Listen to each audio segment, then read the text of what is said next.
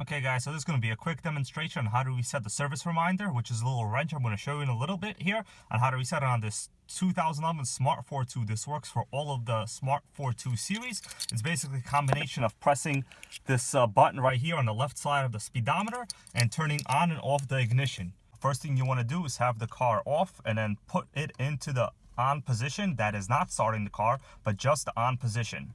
As you put it into the on position, press this twice.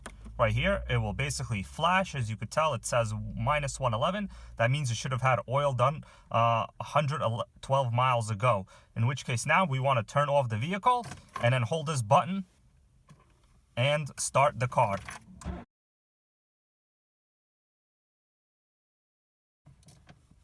Okay, so here we go. It's lighting up. I'm going to turn off the vehicle and I'm going to press and hold this until the service. And now start the car again.